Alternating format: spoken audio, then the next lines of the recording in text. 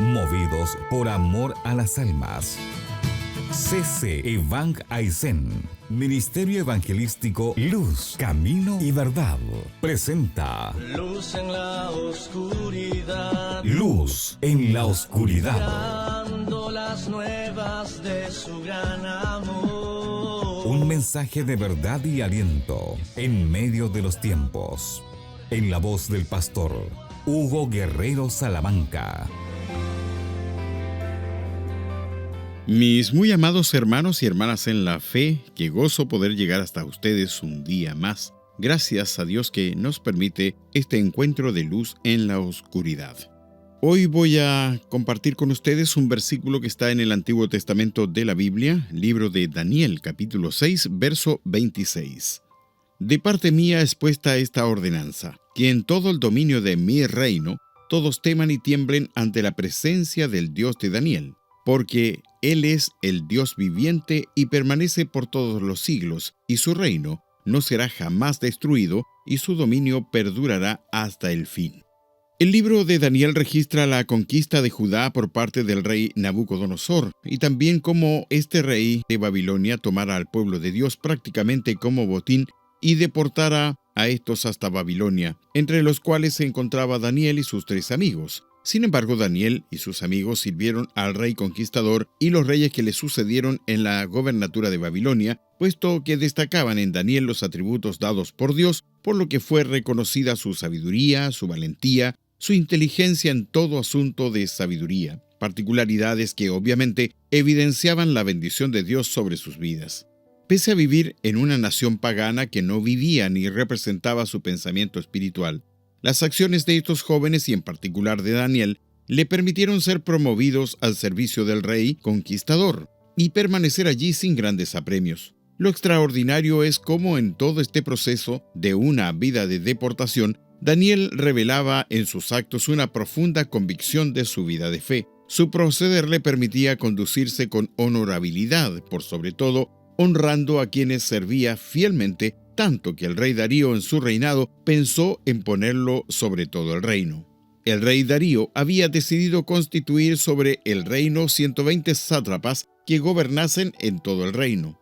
Así podemos leer en Daniel capítulo 6, verso 1. Los sátrapas mencionados en estos gobiernos o imperios paganos eran personas escogidas que representaban al rey y por definición eran gobernantes déspotas y arbitrarios y que hacían ostentación de su poder, principio que Daniel no practicaba en su vida de fe.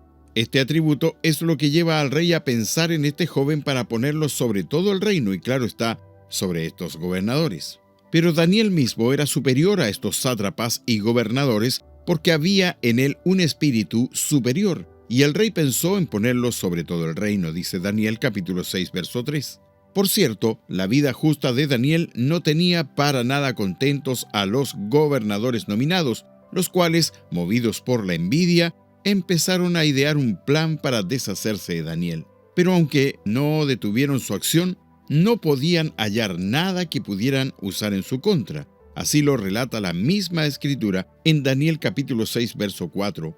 Entonces los gobernadores y sátrapas buscaban ocasión para acusar a Daniel en lo relacionado al reino, mas no podían hallar ocasión alguna o falta, porque él era fiel y ningún vicio ni falta fue hallado en él.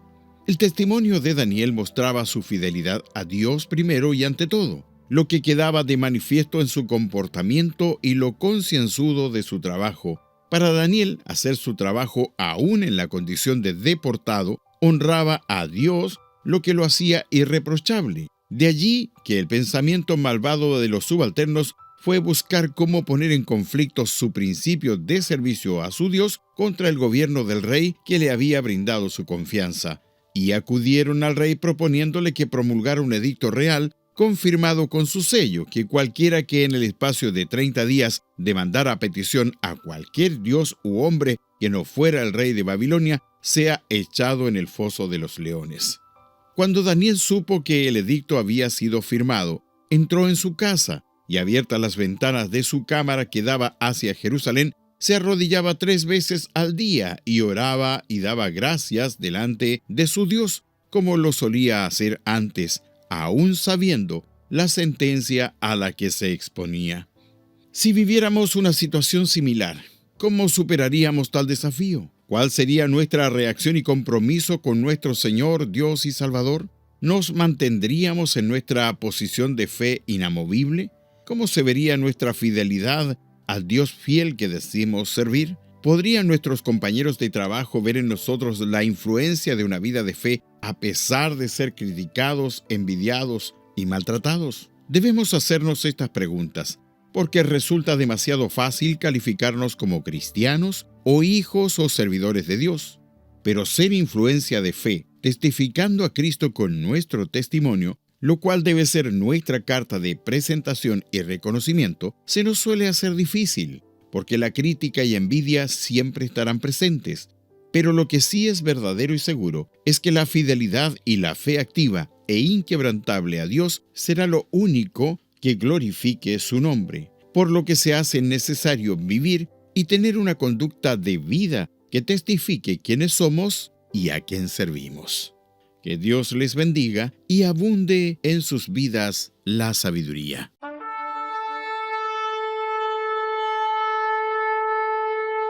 Movidos por amor a las almas. C.C. Evang Aisen, Ministerio Evangelístico Luz, Camino y Verdad, presentó Luz en la oscuridad, Luz en la oscuridad. dando las nuevas de su gran amor. Un mensaje de verdad y aliento en medio de los tiempos. En la voz del pastor Hugo Guerrero Salamanca.